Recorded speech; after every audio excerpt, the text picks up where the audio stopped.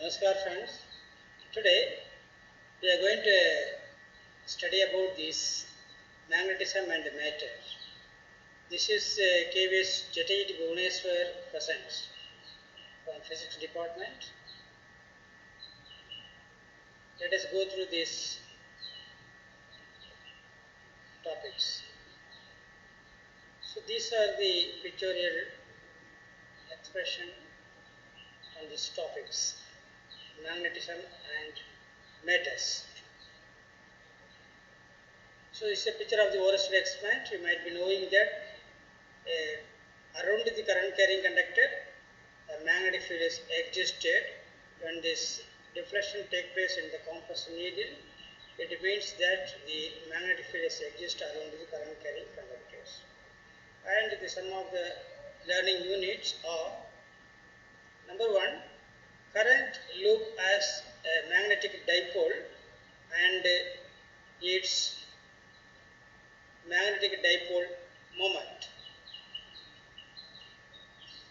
The next, magnetic dipole moment of a revolving electron. So that third topic is that magnetic field intensity due to a magnetic dipole, that is bar magnet, along its axis and perpendicular to its axis.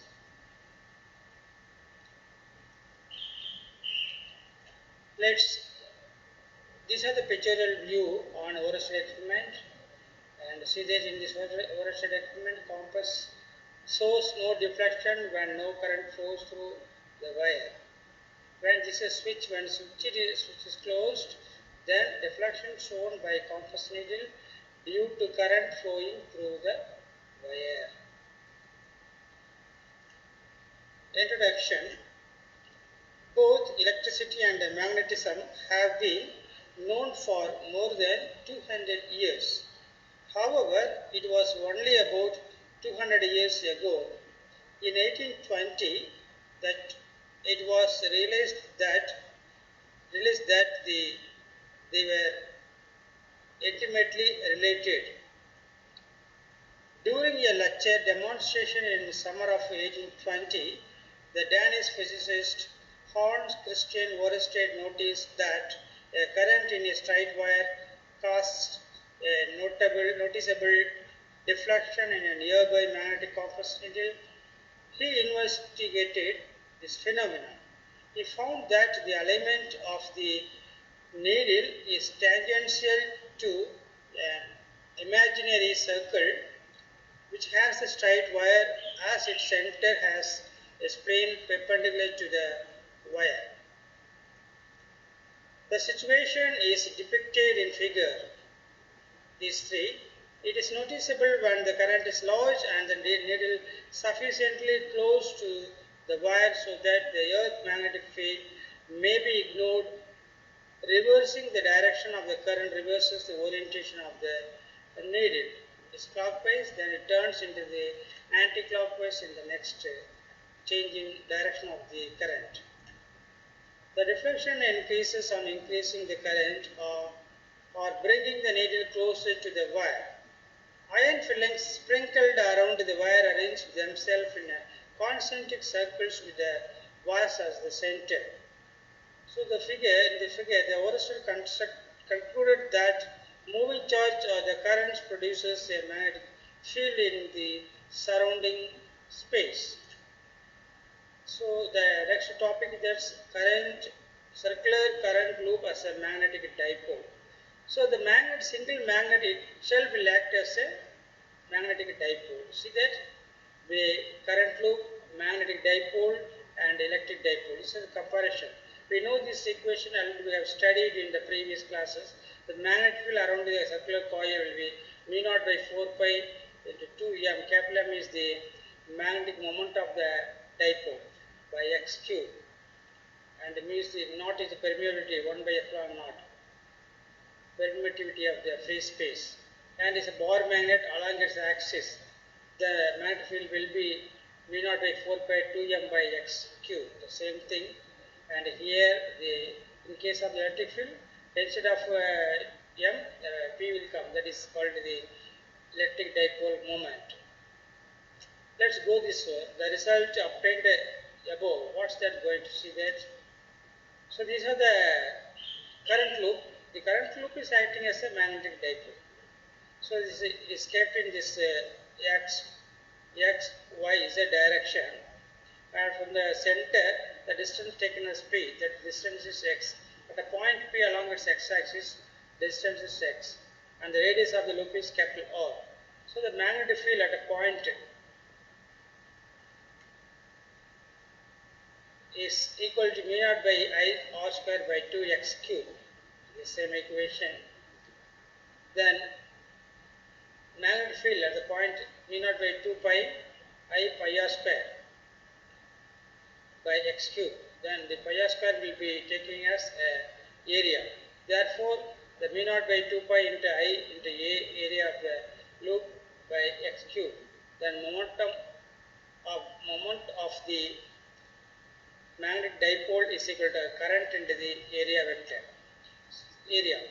Therefore, the magnetic field at the point A is equal to mu naught by 2 pi into m into x cube into, that is 2t will be cancelled. Remaining will be getting on that. So the 2t is kept for the magnetic dipole moment. So the equation will be mu naught by 4 pi 2m by x cube. M is the magnetic moment. The result obtained above can be shown to apply to any planar loop. A planar current loop is equivalent to the magnetic dipole moment.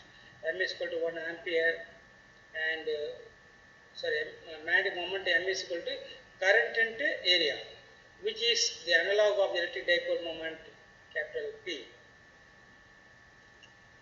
So the next we can go through this here. Magnetic field at a point along the axial line of the magnetic dipole, that is bar magnet we have taken. The force or repulsion between the north pole of the bar magnet and a unit north pole at point C in free space is, see, this is a diagrammatic representation. This bar magnet is taken here, and north pole and south pole, center point O is the geometrical center of the bar magnet. From the point we have taken the length is here L and L small l divided, and from the point in north pole say this distance C is taken as the R minus L, because from center point to the point C is equal to small r. That is the distance between these two, and the total length of the bar magnet is taken 2L, and this distance will be R plus L. L is the length from the north pole to the point of observation C. And here the magnetic field will be directed in this horizontal direction and the vertical direction. So here in the right hand side and left hand side. So axis is denoted here, y axis is denoted here. And the magnetic dipole moment will be 1 AM. That is 1 meter into the Armstrong. So where L minus 1 is the distance between the north pole of the bar magnet and unit north pole at C. The force of attraction between the south pole of the bar magnet and unit north pole of the free space. So the equation can be written as force will be mu naught by 4 pi Qm, that is the magnetic dipole moment, 4 pi into R minus L the whole square into I cap at the point here, due to the north pole, and due to the south pole it will be V by 4 pi into Qm R plus L. You can see from the figure this R plus L is R minus L and I cap. Then so the same equation repeated here. From the equation above, the net force at point C is F is equal to F north pole and the force in the south pole. From the definition, the net force is the magnetic field due to the magnetic dipole at a point C. So F is equal to, the force is nothing but equal to the magnetic force only. The next, the same diagram for this continuation equation, the magnetic field at the point C is can be written as V by 4 pi added into Qm, that is the magnetic dipole moment, R minus L into I cap plus mu by 4 pi into Qm R plus L the whole square into I cap. So the common terms are taken out, I vector, common vector, that is the mu by Qm by 4 pi is taken out, and this 1 by R minus L square minus 1 by R plus L, that is resolved into the simplified equation, mu 2R by 4 pi Qm by 2L divided by R square minus L square the whole square into I cap. Q2L is the magnetic moment of the dipole. Since magnitude of magnetic dipole momentum is P modulus of the P vector is equal to the dipole moment, magnetic dipole moment, which is equal to Qm into 2L, the magnetic field at a point C can be written as the magnetic field along its axis length of the bar magnet can be written as mu by 4 pi into 2 R Pm by R square minus L square the whole square into I vector. So that R square minus L square is nearly equal to R power 4. And the equation can be rewritten as the magnetic field along its axial length of the bar magnet mu naught by 4 pi into 2 Pm by R cube into I vector, that is equal to mu by 4 pi R cube the 2 Pm vector, where Pm vector is equal to Pm or cap, that is the magnetic dipole moment of the bar magnet. So next, this diagram shows that the magnetic dipole moment along its equatorial line. So just like electric dipole moment and how we did the same thing can be, instead of this electric force, the magnetic force will be coming, or magnetic field will be coming. So by seeing the diagram, this is the NS is the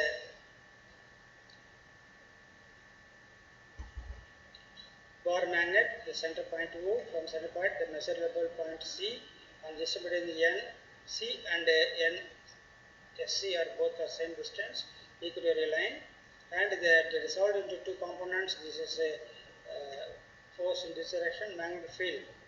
We starting from here, the distance is R square is root of R square, this distance, root of R square plus L square. This is L, this is R. So this will be R square plus square root. That is awfully written.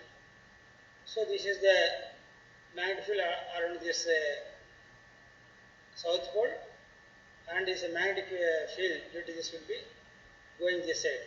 So these are resolved in two components, the Fs vector and the Fn vector. So this is the resultant, and the angle between these two theta. Let us resolve into these equations. Let N be the north pole and the S be the south pole of the bar magnet, each and separated by a distance 2L.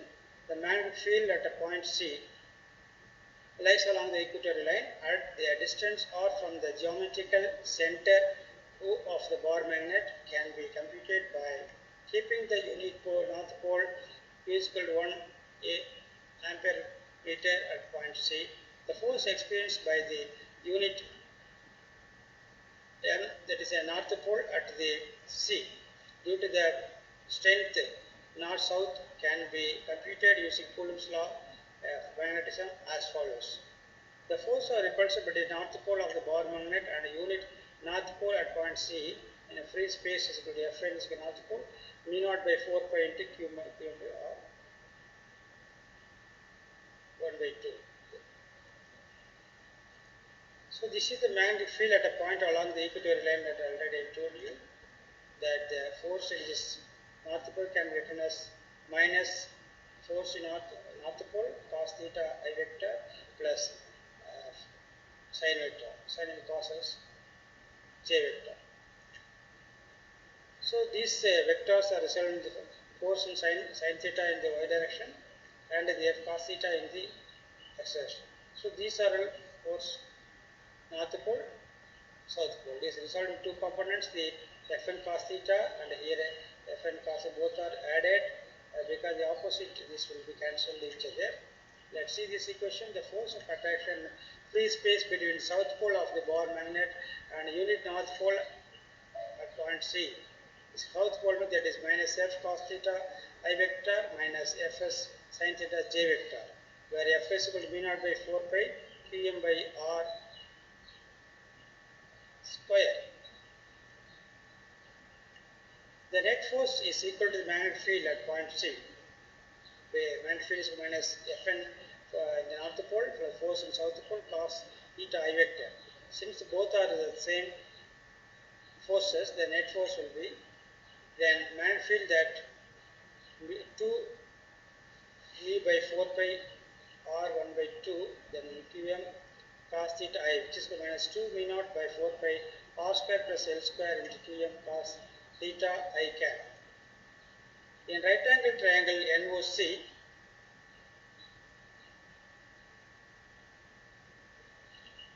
as shown in the figure, then cos theta is equal to 1 by R. That is equal to L by, not 1 by, L by R dash. L by, that is L by R square plus L square power 1 by 2. Then magnetic field can be written as mu by naught by 4 pi Qm into 2L by R square plus L square 3 by 2. So when you are solving this one, you will be substituting and getting the value. Instead of cos theta, for substituting, the value coming here to 3.9 equation. Since magnitude of magnetic dipole moment is modulus of the dipole moment, that is Qm into 2L, and substituting in the equation the above, the magnetic field at the point C is given by the magnetic field of the equatorial line will be minus V naught by 4 pi Pm by R square plus L square 3 by 2 I cap. If the distance between the two poles of the Bohr magnet are small, that is, looks like a short Bohr magnet when compared to the distance between the geometrical center O of the Bohr magnet and the location of the point C, then R is very greater than L, then the equation can be written as R square plus L square, the 3 by 2 is equal to R cube. So in comparison, that is L is very less than. So therefore, using the equation, we get if magnetic field at the equatorial point will be V naught by 4 pi Pm by R cube I cap. Since Pm I is equal to Pm vector, in general the magnetic field at the equatorial point is given by magnetic field vector at the part equatorial is equal to V naught by 4 pi Pm vector divided by R cube. Note that magnitude of the axial is twice that of the magnitude of the equatorial, and the direction of axial and the biaxial are opposite.